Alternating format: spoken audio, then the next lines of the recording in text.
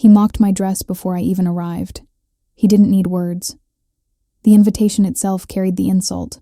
Gold ink for everyone else, black for me. It wasn't cruelty in a sentence. It was something colder. A message written in elegance, the kind that wounds quietly. I almost threw it away. But there was something inside me. A soft, steady defiance. A voice that whispered, "Go." Not to prove him wrong, but to remember who I used to be before shame learned how to pronounce my name. The night of the gala came wrapped in crystal rain. Each drop slid against my window like time retracing itself. The city below shimmered. 1,000 promises that never kept me warm. I opened my closet. Only one gown waited. It wasn't new. It wasn't expensive. But it was mine. Soft fabric stitched by my own hands. One thread for every night I chose to stay alive. My mother once said, "Wear something that remembers you." This dress did. It remembered everything. It had survived tears, storms, and the loneliness of rebuilding. It carried memory the way silk carries light, delicately, but never invisibly. He used to tell me I had no sense of style. That beauty belonged to women who didn't have to work for it. But beauty, I've learned, isn't born from mirrors. It's carved from endurance. So I put on the dress like armor, zipped up my history, and faced the reflection that still trembled but refused to hide. The rain softened outside, as if the night itself wanted to witness what I'd become. The taxi ride was quiet. Streetlights dripped gold against the windows. My reflection looked like someone halfway between memory and rebirth. The driver caught my gaze in the mirror. "Big night?" he asked. "Closure," I said softly. He nodded like a man who had seen too many kinds of endings. When we stopped, I hesitated. My hand stayed on the door handle longer than it should have. Sometimes courage doesn't feel like fire. Sometimes it feels like breath. The hotel stood like a temple to wealth. Glass polished to arrogance, marble floors that forgot what footsteps were for. Inside, chandeliers floated like frozen stars. Laughter moved in practiced circles, and perfume filled the air like pretense dressed in sweetness. I walked in slow, deliberate steps. Every click of my heel was a declaration. I am not hiding anymore. Eyes turned. They saw the dress before they saw me. Some smiled politely, some whispered behind champagne. But I didn't look away. Because grace isn't silence. It's the ability to stay seen when the world wants to erase you. Then I saw him. My ex-husband. Perfect suit, perfect posture, and at his side, her. The woman who used to call me friend. The woman who helped him choose the ring that no longer fit my finger. Her dress glittered like apology pretending to be triumph. His hand rested on her waist with ownership disguised as charm. Our eyes met. Recognition first. Then the same amusement he'd worn the day he told me I'd never belong in rooms like this. He leaned to her ear. She laughed, a sound that sparkled with cruelty. And yet, for the first time, I didn't feel small. I reached for the necklace around my throat, a silver chain that once belonged to my mother. She used to call it her armor of grace, for women who forgive without surrender. The metal was cool against my skin. It steadied me. A waiter passed with champagne. I took a glass, not to celebrate, but to anchor my shaking hands. His voice floated across the room, low enough to be cruel, loud enough to be heard. "So she came," he said. The woman smiled. Desperation has a dress code. They laughed, and for a heartbeat, I almost broke. But before shame could reach me, a voice behind me said softly, "Don't." I turned. And there he was. The man I would later come to know not as a stranger, but as a mirror I didn't know I needed. Tall. Still. A presence that silenced noise without asking to. His suit was simple, but his eyes, they saw. "I've seen that dress before," he said. "Impossible," I whispered. He smiled faintly. "No, unforgettable." His gaze didn't scan. It rested, the way sunlight rests on water before it turns it gold. He offered his hand. "Dance with me." The orchestra slowed, as if the night itself wanted to listen. Every head turned. I hesitated. Pride tried to stop me, but something deeper moved first. I placed my hand in his. Warmth, steady, alive. The crowd held its breath, and for a moment, so did I. We moved together, not as spectacle, but as truth. Every step was a quiet rebellion against humiliation. He leaned closer, voice a whisper meant only for me. "You don't have to prove anything," he said. "I know." And maybe for the first time in years, I believed it. When the music stopped, he didn't let go immediately. He waited for my breath to catch up. Then he said, "Tomorrow I'll show you what that dress means." I wanted to ask what he meant, but before I could, he was gone.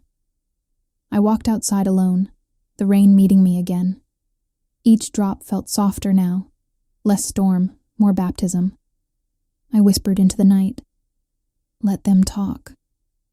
Because for the first time their voices didn't matter. Only mine did. The morning after the gala felt unreal, like waking inside someone else's dream. The city hummed outside, a quiet rhythm of engines, rain, and regret. I sat by the window with untouched coffee, the dress draped across the chair, creased, human, as if it too had survived something. His words from the night before echoed softly. "Tomorrow, I'll show you what that dress means." I wanted to forget them, but the heart never forgets kindness spoken in truth. I had expected humiliation. Instead, I left with curiosity burning through the ashes of pride. That was new. That was dangerous. There was a knock at the door. When I opened it, a hotel attendant stood holding a white envelope sealed with wax. No name, no sender, only a gray wax seal shaped like a raindrop. Inside, a handwritten note. For the woman who wore truth. Meet me at the old studio on Crescent Street. Noon. Below it, a signature. Simple, elegant, unreadable. Crescent Street. I knew it well. It used to house forgotten artists, dreamers who painted for the sound of their own heartbeat. I hadn't been there in years. I hesitated, note trembling between my fingers. Part of me whispered, "Don't go." Another part, the one that refused to die, whispered, "You already did, long ago."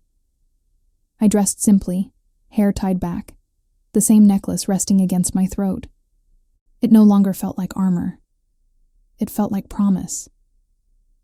The city looked different at noon. Less golden, more real. The kind of light that forgives nothing but reveals everything. As I walked, I noticed how people looked past each other, how elegance was just exhaustion wearing perfume. By the time I reached Crescent Street, the sky had shifted to the color of waiting. The studio stood alone, a building swallowed by ivy and time. Its windows fogged, its door slightly ajar as if expecting me. I stepped inside. The smell hit first, paint, dust, and something faintly floral, like rain remembering roses. Light slipped through the high windows, painting the floor in strips of silver. And then I saw it. A canvas covered in gray cloth, standing like a ghost in the middle of the room. He was there too, leaning by the window, sleeves rolled, watching the light move. He didn't turn when he spoke. "You came." "Yes," I said softly. "I wanted to see what truth looks like in daylight." He smiled faintly, eyes still on the window. "It looks like dust and effort," he said. "Beauty's most honest forms usually do." He turned then, and the air shifted. He wasn't beautiful in the traditional sense. He was composed. every gesture deliberate, as if silence itself had shaped him. "What is this place?" I asked. "My confession," he said. He crossed the room, his footsteps echoing lightly against the wooden floor. He stopped before the covered canvas. "Every artist paints one thing again and again," he said. "The subject doesn't matter. It's always the same question. What is left when everything else is gone?" He looked at me. "That's what you wore last night." "The dress?" I asked. He nodded. "You wore what remains. That's why they couldn't look away." I swallowed hard. No one had ever said something like that to me before. He lifted the cloth from the canvas. Beneath it, gray on gray, light on shadow. At first it looked empty. Then slowly, the shapes began to emerge. A woman standing at the edge of a bridge, dress flowing like thought, eyes turned toward something unseen. It was me. Or something that felt like me before the world decided who I should be. "How?" He smiled. "I saw you once, years ago. You were sitting in a cafe sketching the rain. You didn't see me, but I saw what you were trying to draw. What was that?" "The feeling of being enough." I looked back at the painting. There was so much gray, and yet it wasn't empty. It pulsed, alive with quiet energy, like clouds holding light they haven't yet decided to release. "Why show me this now?" I asked. "Because people forget that elegance isn't loud," he said. "It's the art of being whole without applause." He reached for something behind the easel, a small box wrapped in silver ribbon. He placed it in my hands. Inside, a folded piece of paper, a key, and a single dried gray rose. "The key," he said, "opens the beginning. The rose was the end." I stared at him. "Is this another riddle?" He smiled. "Only if you're afraid of answers." Before I could ask more, he turned away, gathering brushes, pretending to clean. I could feel words rising in my throat, but none of them knew how to leave. So I said the only truth I could find. "Thank you." He looked up, and for a moment there was something like sorrow in his eyes, a softness I hadn't expected. "Don't thank me," he said. "Not yet." The light dimmed suddenly, a cloud passing over the sun. For a second, the painting looked alive, the woman's hair moving as if stirred by unseen wind. I blinked. It was still. He noticed. "Sometimes," he said, "when something's painted with too much truth, it keeps breathing." I turned to leave, key in hand, heart unsteady. "Where does it lead?" I asked, gesturing toward the key. He hesitated before answering. "To where everything began. And maybe to what's still unfinished." Outside, the afternoon rain had returned. Each drop struck my face like punctuation marks of fate. I didn't look back, but I could feel his eyes following, not as possession, but as recognition. The gray rose rested in my hand. It looked fragile, but it didn't crumble. It endured. And in that moment, I understood. Beauty isn't what survives time. It's what refuses to disappear even after it's gone. When I reached home, I placed the key on the table beside the note. Its metal glinted softly, catching the faintest light from the window. It was then I noticed something carved into the side, barely visible unless the light hit just right. Gray remembers everything. The morning after the gala felt unreal, like waking inside someone else's dream. The city hummed outside, a quiet rhythm of engines, rain, and regret. I sat by the window with untouched coffee, the dress draped across the chair, creased, human, as if it too had survived something. His words from the night before echoed softly. "Tomorrow, I'll show you what that dress means." I wanted to forget them. But the heart never forgets kindness spoken in truth. I had expected humiliation. Instead, I left with curiosity burning through the ashes of pride. That was new. That was dangerous. There was a knock at the door. When I opened it, a hotel attendant stood holding a white envelope sealed with wax. No name, no sender, only a gray wax seal shaped like a raindrop. Inside, a handwritten note. For the woman who wore truth. Meet me at the old studio on Crescent Street. Noon. Below it, a signature. Simple, elegant, unreadable. Crescent Street. I knew it well. It used to house forgotten artists, dreamers who painted for the sound of their own heartbeat. I hadn't been there in years. I hesitated, note trembling between my fingers. Part of me whispered, "Don't go." Another part, the one that refused to die, whispered, "You already did, long ago." I dressed simply, hair tied back, the same necklace resting against my throat. It no longer felt like armor. It felt like promise. The city looked different at noon. Less golden, more real. The kind of light that forgives nothing but reveals everything. As I walked, I noticed how people looked past each other, how elegance was just exhaustion wearing perfume. By the time I reached Crescent Street, the sky had shifted to the color of waiting. The studio stood alone, a building swallowed by ivy and time. Its windows fogged, its door slightly ajar as if expecting me. I stepped inside. The smell hit first, paint, dust, and something faintly floral, like rain remembering roses. Light slipped through the high windows, painting the floor in strips of silver. And then I saw it. A canvas covered in gray cloth, standing like a ghost in the middle of the room. He was there too, leaning by the window, sleeves rolled, watching the light move. He didn't turn when he spoke. "You came." "Yes," I said softly.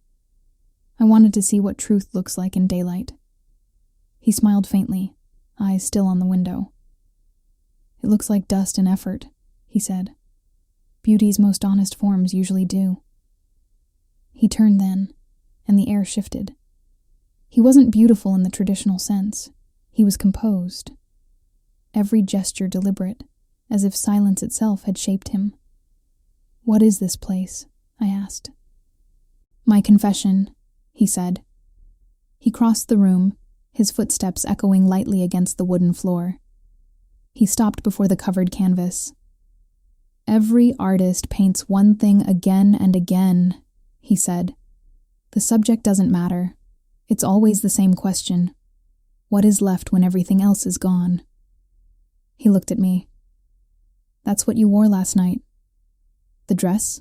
I asked. He nodded. "You wore what remains. That's why they couldn't look away." I swallowed hard. No one had ever said something like that to me before.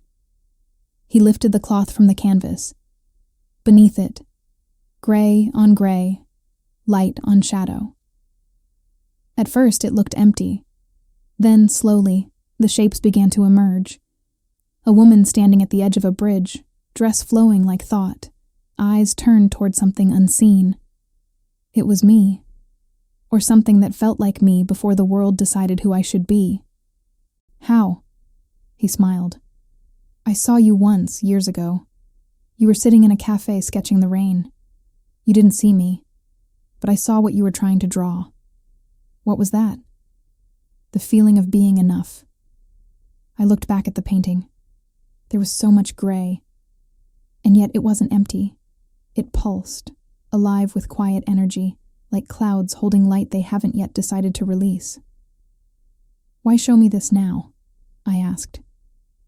"Because people forget that elegance isn't loud," he said. "It's the art of being whole without applause." He reached for something behind the easel, a small box wrapped in silver ribbon. He placed it in my hands.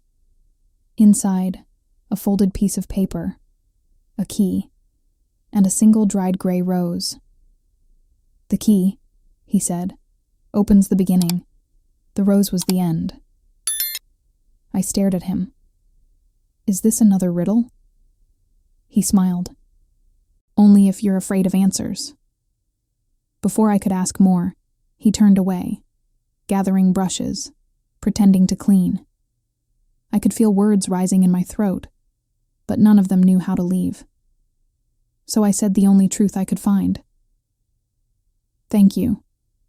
He looked up, and for a moment, there was something like sorrow in his eyes, a softness I hadn't expected. Don't thank me, he said. Not yet. The light dimmed suddenly, a cloud passing over the sun. For a second, the painting looked alive, the woman's hair moving as if stirred by unseen wind. I blinked. It was still. He noticed. Sometimes, he said, when something's painted with too much truth, it keeps breathing. I turned to leave, key in hand, heart unsteady. Where does it lead? I asked, gesturing toward the key. He hesitated before answering. To where everything began, and maybe to what's still unfinished. Outside, the afternoon rain had returned. Each drop struck my face like punctuation marks of fate. I didn't look back, but I could feel his eyes following, not as possession, but as recognition. The gray rose rested in my hand. It looked fragile, but it didn't crumble. It endured, and in that moment, I understood. Beauty isn't what survives time. It's what refuses to disappear even after it's gone. When I reached home, I placed the key on the table beside the note. Its metal glinted softly, catching the faintest light from the window. It was then I noticed something carved into the side, barely visible unless the light hit just right. Gray remembers everything. The morning after the gala, my name was no longer mine. It belonged to headlines now, to whispers, to 1,000 versions of me invented by people who never knew my voice. The woman in gray, the ex-wife in silk, the ghost who danced with a billionaire, each title heavier than the truth itself. I sat at the small table by the window, the same one where I used to dream of simple mornings. Coffee, quiet, peace. Now, the cup shook in my hand, not from fear, from recognition. The world had noticed me for the first time, and somehow, that felt lonelier than being invisible. The television murmured in the background, a reporter's voice slicing through the quiet.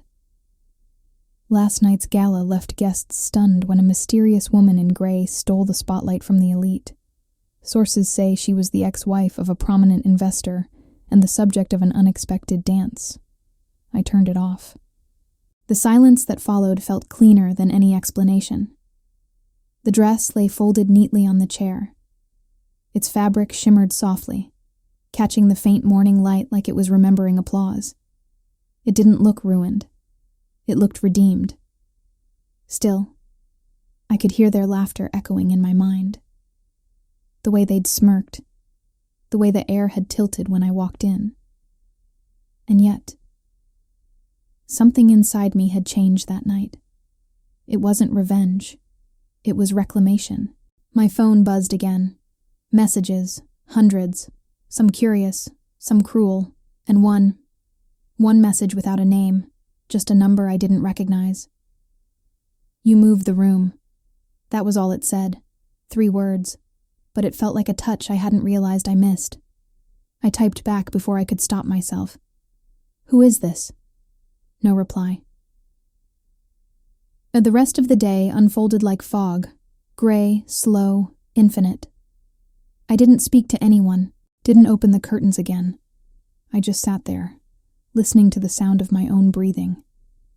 It was strange how solitude, once a punishment, was starting to sound like home. By evening, I took a walk. The streets glowed under the drizzle, each puddle reflecting fragments of the city's indifference. People hurried past me, umbrellas brushing shoulders, faces hidden behind urgency. I thought about the night before. The music, the lights, his voice saying, "Tomorrow, I'll show you what that dress means." The thought stayed like perfume, a memory that refused to fade. I stopped at a cafe, the same one where I used to draw. The same table by the window, still etched with initials of strangers chasing their own stories. I ordered tea. No sugar, just warmth. As I stirred the cup, the spoon hit something hard at the bottom. I frowned and lifted it gently. A small silver pendant rose through the steam, shaped like a raindrop. I froze. It was identical to the seal on the envelope from yesterday. Underneath my cup, a folded napkin. On it, his handwriting. "Every storm leaves something clean behind. Meet me again. Tomorrow, noon." The words blurred slightly as the steam touched the ink. I smiled in disbelief. The world had mocked my simplicity, and yet here I was, standing in the middle of something extraordinary, painted in gray and quiet miracles. That night, I couldn't sleep. Every time I closed my eyes, I saw flashes of the Gala, the chandelier light catching his eyes, the sound of the orchestra fading into heartbeat, the weight of his hand guiding mine across the floor. And underneath it all, his voice, steady, patient, kind. "You don't have to prove anything." I had spent years proving myself to men who only saw the outline, never the depth. But he had seen the silence, and still called it beautiful. I rose before dawn and walked to the balcony. The city slept under a pale fog. I let the cold air fill my lungs. For the first time, it didn't sting. It purified. In the distance, a faint glow appeared on the horizon. Morning. A new beginning disguised as another day. I looked down at the pendant in my hand. Its surface caught the first ray of sunlight, splitting it into colors I hadn't noticed before. Gray, giving birth to silver, silver to warmth. And I whispered to the dawn, "He said truth lives in daylight." Let's see if he was right. The next day came dressed in hesitation. I spent an hour staring at my reflection, wondering if courage had a color. Maybe it was gray. Maybe it looked like not knowing what comes next, but going anyway. The cafe on Crescent Street was empty when I arrived. The same one from the sketch. The same smell. Coffee, rain, and memory. He was already there, sitting by the window, a sketchbook open before him, a pen resting against his hand like a secret that had learned to wait. He looked up the moment I entered. No surprise, just acknowledgement. "Tea?" he asked. I nodded. He poured it carefully, as if afraid to break the silence between us. I studied his hands. They were steady, elegant, but marked with paint. Not the hands of a man who hid behind his wealth, but one who had earned his solitude. He noticed my gaze. "Gray doesn't wash off easily," he said. I smiled. Neither does truth. For a moment, we just sat there, two people bound by something invisible. Not attraction, not even understanding. Something older, recognition. He broke the quiet first. "You looked peaceful when you danced," he said softly. "That's rare in a room built to make people nervous." "I wasn't peaceful," I said. "I was surviving." He nodded slowly. "Then survival looks beautiful on you." I exhaled a shaky breath. "Flattery doesn't suit you." "It's not flattery," he replied. "It's observation." He handed me a small envelope. No name, no seal this time. Just folded once, clean and deliberate. Inside, a photograph, black and white. A woman standing in the rain, head tilted toward the light, her dress flowing, eyes closed. Me. I stared at it, breath caught halfway. "When was this taken?" "Years ago," he said. "You were drawing by the window of this very cafe. I had just bought this building. I saw you through the glass, You looked like someone who had made peace with imperfection." His words lingered in the air. They felt heavier than compliments. They felt like truth handed back to me. "I didn't make peace," I said quietly. "I just stopped fighting the parts of me that couldn't win." He leaned back, eyes never leaving mine. "Sometimes surrender is a form of strength. You just have to choose what you surrender to." I looked down at the photo again. The woman in it didn't look like surrender. She looked like freedom disguised as stillness. "Why keep this?" I asked. He hesitated. "Because I was afraid I'd imagined you." The rain outside thickened, drops sliding against the glass in long silver lines. The sound filled the silence between us, soft but endless. "I don't understand you," I said finally. He smiled faintly. "That's all right. You're not supposed to." "Then why am I here?" His voice dropped to a whisper. "Because sometimes the only way to finish a masterpiece is to meet the person who unknowingly began it."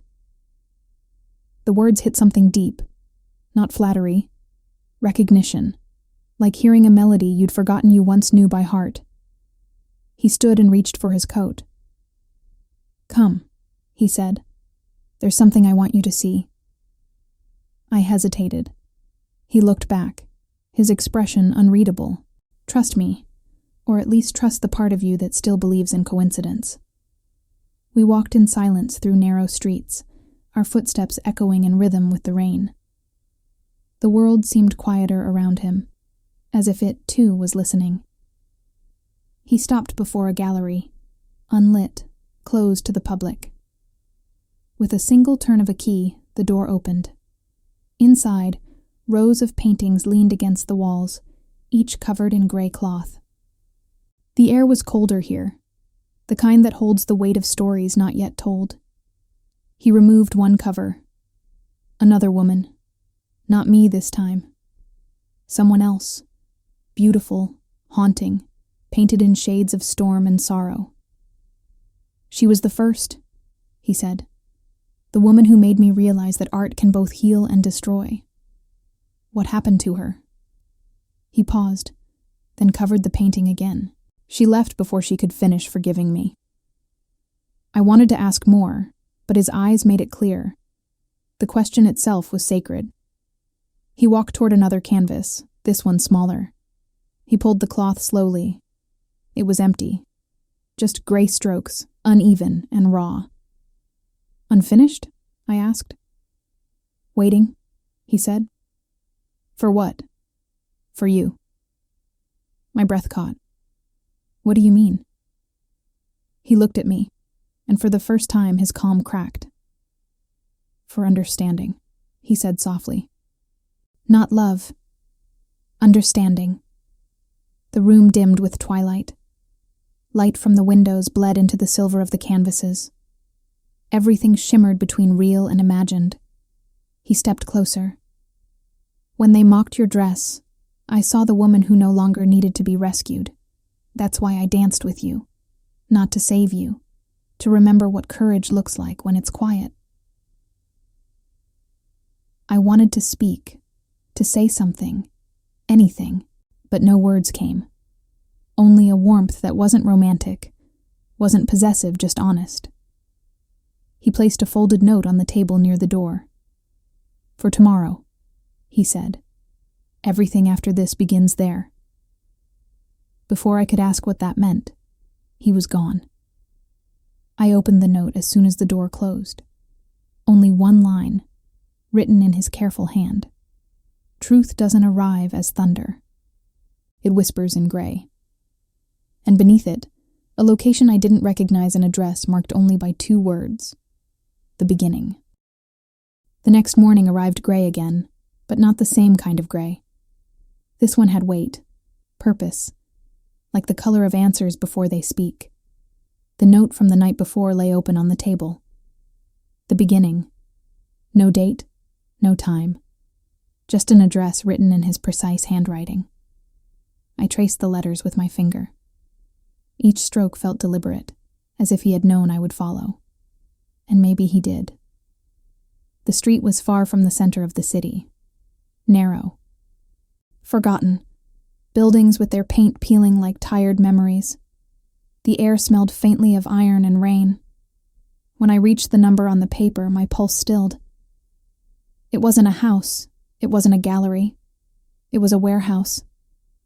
Old, silent, windowed like a cathedral for secrets. A faint light flickered inside. The door was unlocked. The sound greeted me first. A slow hum of something mechanical, steady and patient, like breath disguised as electricity. The floor creaked beneath me, wood heavy with history. Then I saw it, in the middle of the room, a single painting on an easel, covered in gray silk. Beside it, a table with brushes, a notebook, and a key identical to mine. He wasn't there, but his presence lingered in the air, in the scent of turpentine, in the faint warmth left behind by hands that had worked until dawn. I approached the table first. The notebook was open, its pages filled with sketches of bridges, rain, and faces.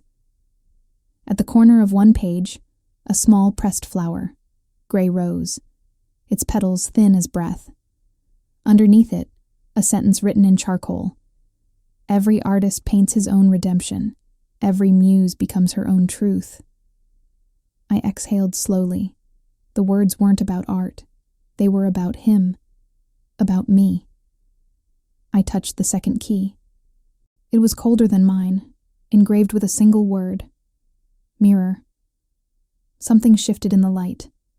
A faint reflection danced across the silk-covered painting. I stepped closer and pulled the cloth away. The painting took my breath. It wasn't of him. It wasn't of me. It was of both. Our faces blurred together in the reflection of glass. Our silhouettes joined by shadow, eyes open but searching in opposite directions. The title etched in the frame, The Distance Between. For a long time, I couldn't move. It felt like standing before a confession that wasn't meant to be heard aloud. The brushstrokes were different, raw, layered, almost frantic. It wasn't the work of the composed man I had met. It was the truth of someone breaking quietly. The edges of the canvas trembled in the draft from the open door, as if even the painting was breathing. I took a step back. That's when I noticed the mirror behind it, cracked down the center. The same fracture I'd seen in his other studio. A reflection splitting two souls that never fit perfectly but couldn't let go. The hum I'd heard earlier grew louder. It was coming from a small reel projector in the corner, already running, light flickering softly. The film showed the same studio, younger, fuller, alive. He appeared on the screen, painting feverishly. And then, a woman entered. Not me. Someone else. Dark hair, elegant posture, the same diamond bracelet I'd seen at the Gala on the other woman's wrist.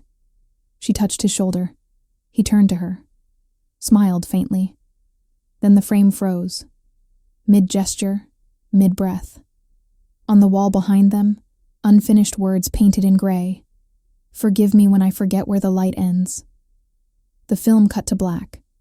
I stood there, heart hammering, the silence after the reel louder than anything it had played. She was the woman from the Gala, the one who whispered, "You think you're his first muse?" I felt my hands shaking. Pieces were starting to align, and the picture they formed was not the one I wanted. A sound at the door made me turn. Footsteps. Slow, deliberate. He appeared, coat damp from rain, eyes darker than I remembered. "You weren't supposed to find that yet," he said. "Then why leave the door open?" I asked. He sighed. "Because I don't lock what I love." For a moment, we just looked at each other. The space between us felt alive, tense, electric, fragile. "You loved her," I said. He didn't answer. His silence was confirmation. "She's the one from the painting, isn't she?" He nodded slightly. "She was the reason I stopped creating, and the reason I started again. Did she leave you? No, he said softly. She stayed long enough to watch me turn beauty into guilt. The words hung in the air like smoke. He stepped closer, eyes steady, voice lower now. You think you're standing in a story about revenge or redemption, he said. But it's about reflection, about what remains when love stops pretending to be salvation. I swallowed hard. What remains then? He smiled faintly, without joy. Gray. He reached into his pocket and handed me a folded note. It was damp, edges blurred, ink smudged by rain. If you want the truth, come tomorrow, to the gallery, behind the bridge. When I looked up, he was already gone. Only the echo of his footsteps remained, and in the silence that followed, I realized I was already halfway across the bridge, even if I didn't know where it led. I didn't sleep that night. The city breathed through the rain, and every sound felt like memory returning in disguise. I kept replaying the film in my head. The woman's bracelet catching the light, his unfinished words on the wall, the sentence that ended with forgiveness. When morning came, I already knew I would go. Some questions don't fade when ignored. They bloom in silence. The gallery looked different in daylight, less sacred, more human. Its glass doors reflected the world back at itself, flawed, trembling, beautiful in its imperfection. I entered quietly. No guards, no music, just the echo of my own footsteps across marble floors.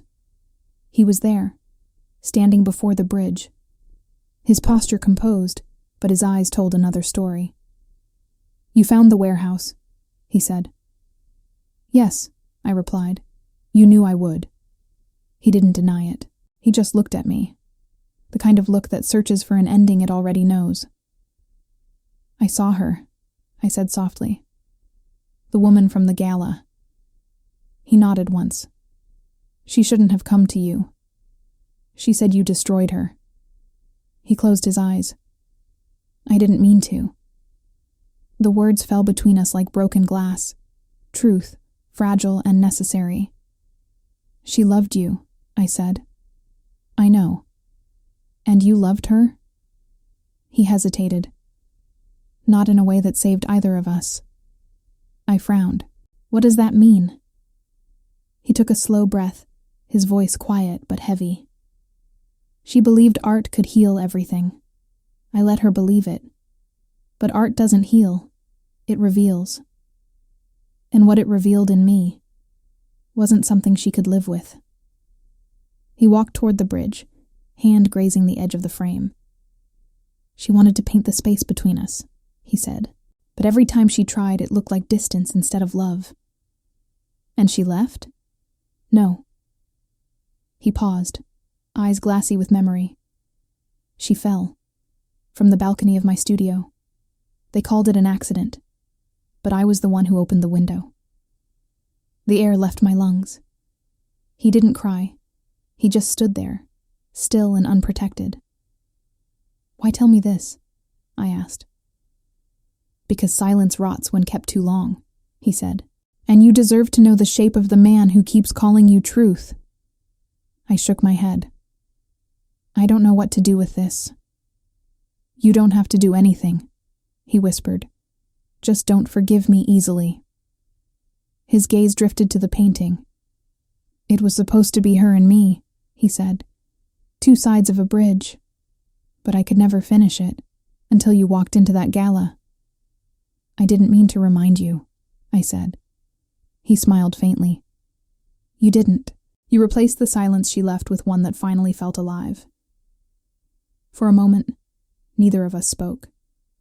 The world outside the glass blurred into rain. Inside, only the soft hum of light existed. Then he turned to me, voice barely audible.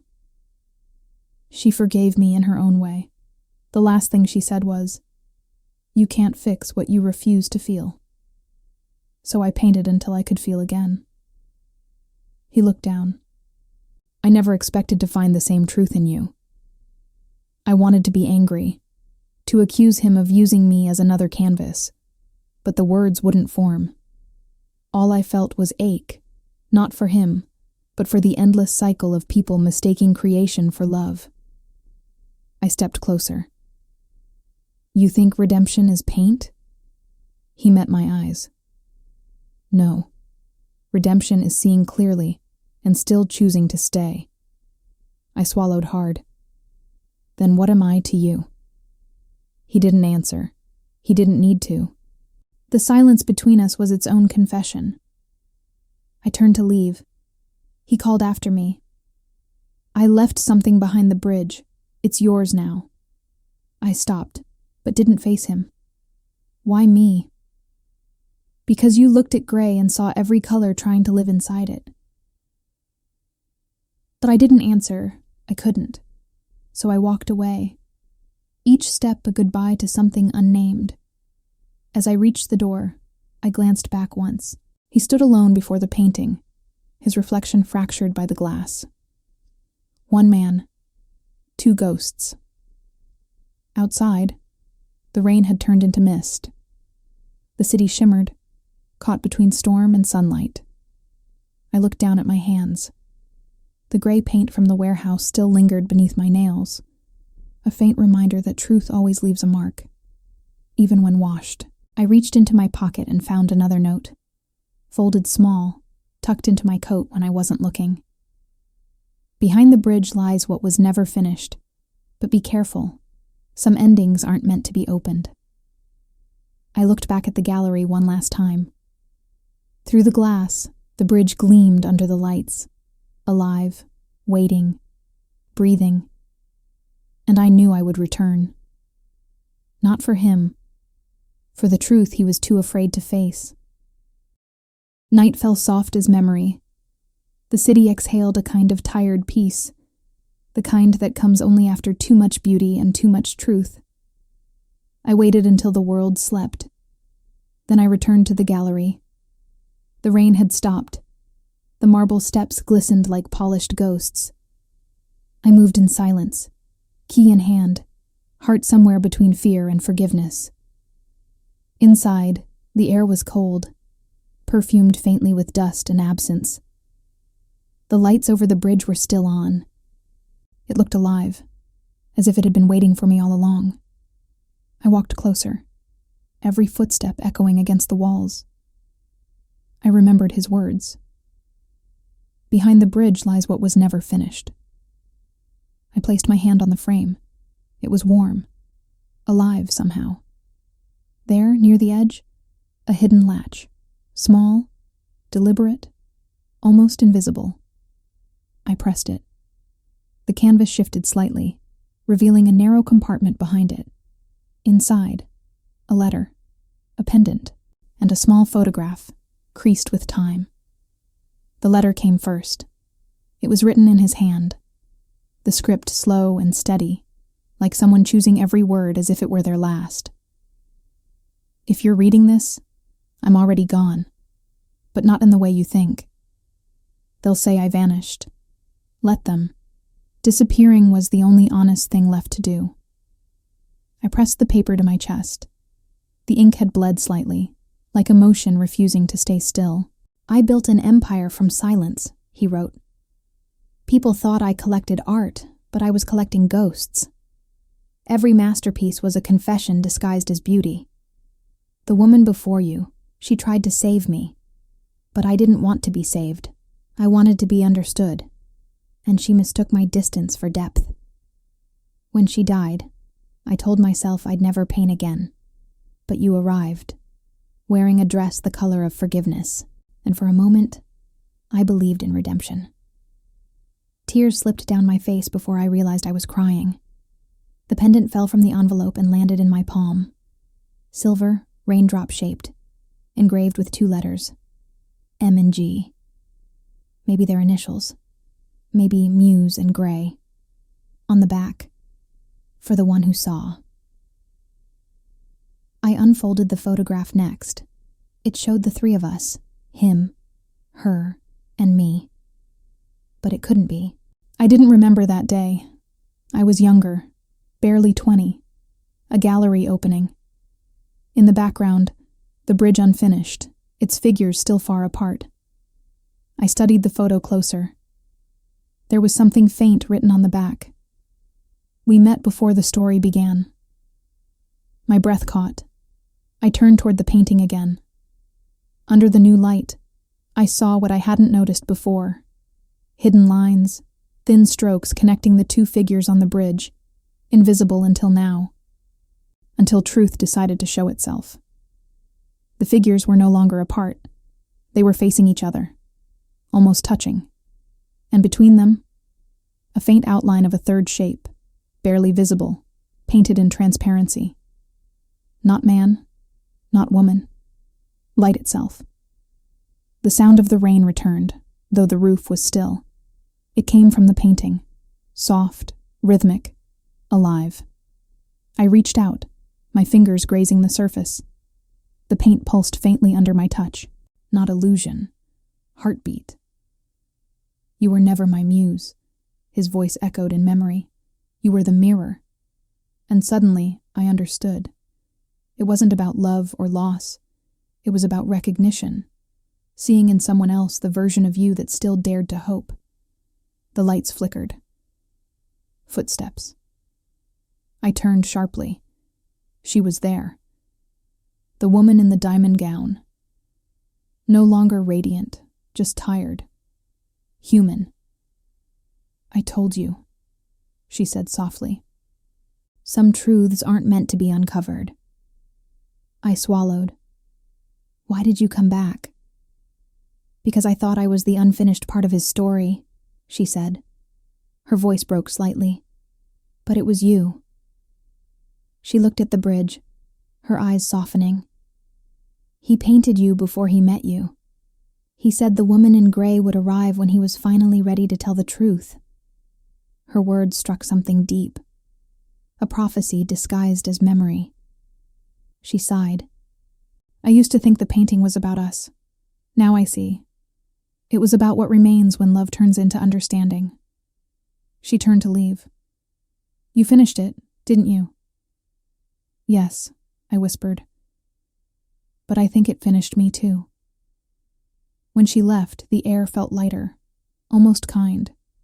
The kind of silence that forgives everything. I looked back at the bridge. The figures stood complete now. Their outlines glowed faintly, not with tragedy, but peace. I touched the frame again. This time, it was cold, still, complete. As I turned to leave, the light caught the pendant in my hand. For a heartbeat, I saw both of them reflected in the silver. The man who vanished, the woman who stayed too long, and me, the one who finally understood why gray was never absence. It was everything in between. The night bled into morning without warning. The rain had stopped, but the world still looked washed, as if every color had been rinsed and reborn. When I woke, light poured through the curtains in slow, deliberate strokes. The air smelled of dust, coffee, and something else. Closure. I lay there, listening to the silence. It wasn't heavy anymore. It was full, like breath returning after grief. The gallery opened to the public again that day. I stood at the edge of the crowd, unseen, unnoticed. I preferred it that way. The bridge hung under the main skylight. For the first time it looked complete. The gray shimmered into silver under sunlight, alive and unafraid. People stared in silence, moved but not understanding why. That was the power of truth. It doesn't need to explain itself.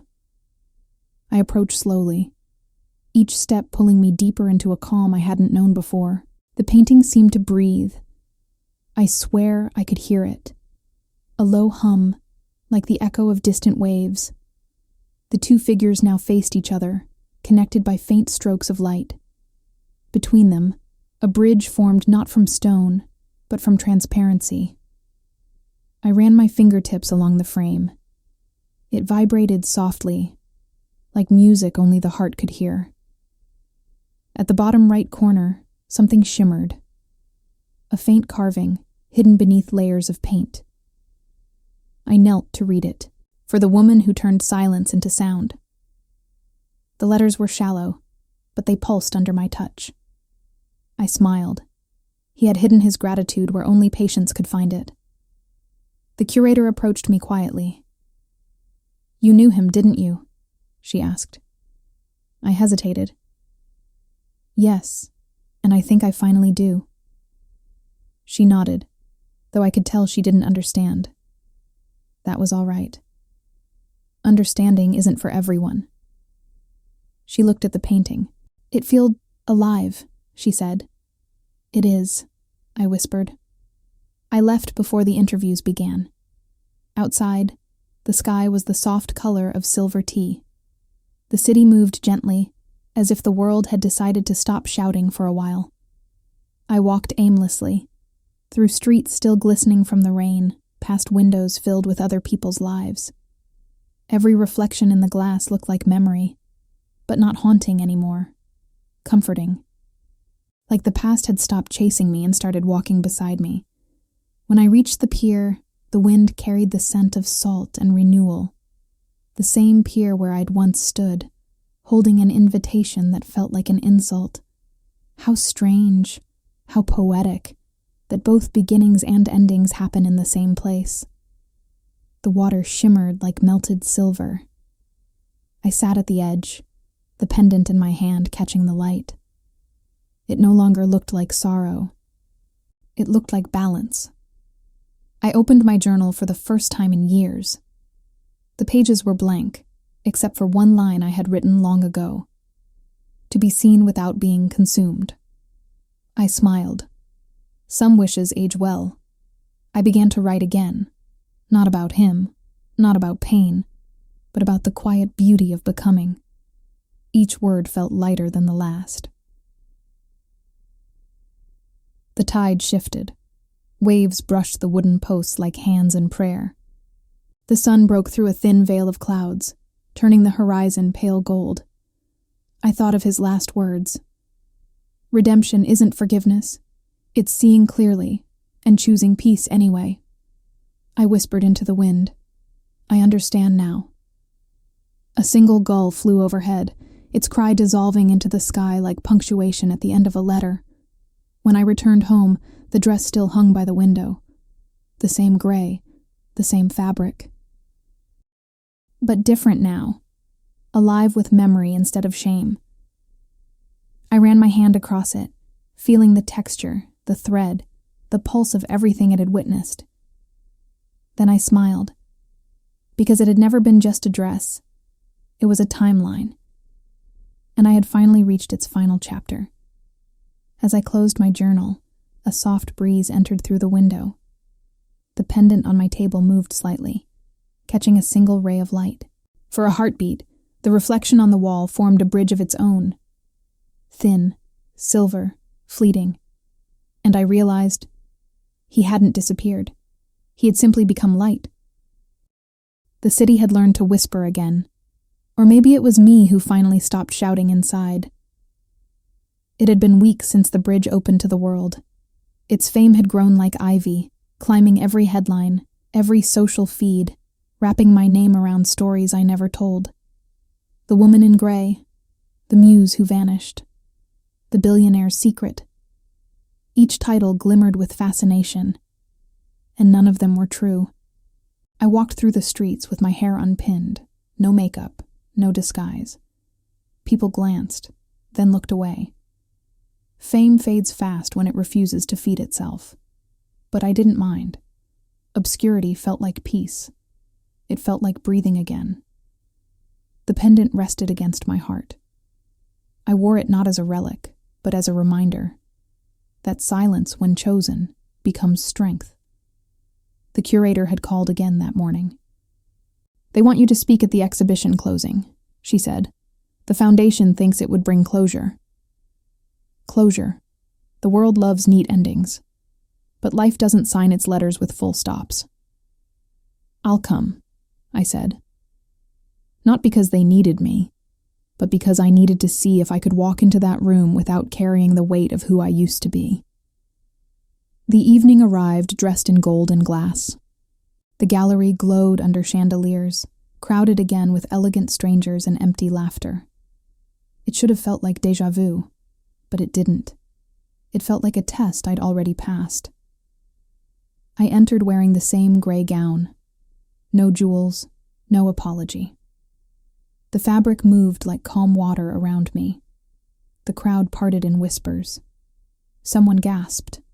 Another smiled nervously, unsure if I was myth or woman. I didn't correct them. Let them believe what they need to. Belief is just another form of art. When I reached the bridge, I stopped. It shimmered beneath the lights, the colors alive again.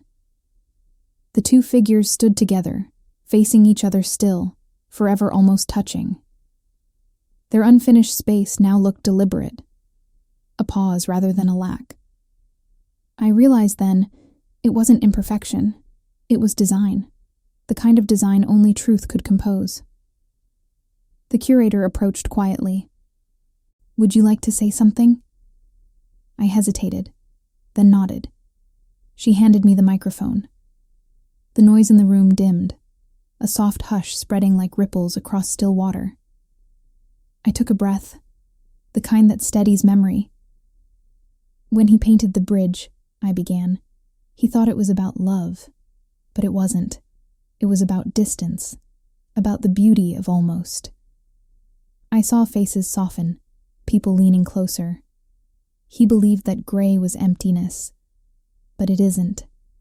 Gray is every color learning to coexist, truth and pain, light and shadow, loss and hope, all living quietly together.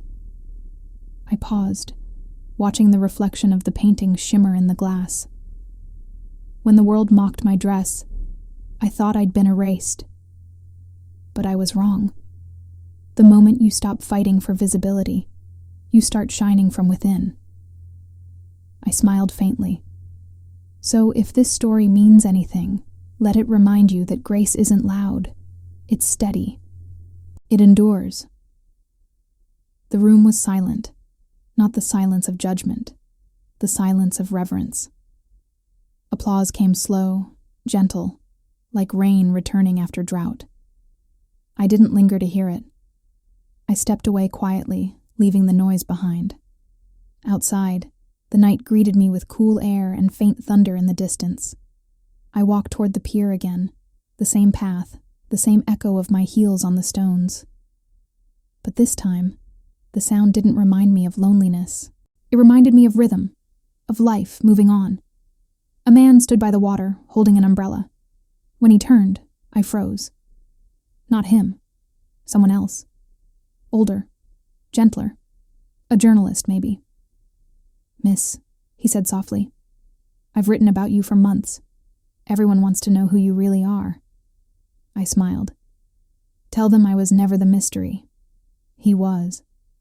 And he finally found peace. He frowned slightly. "And you?"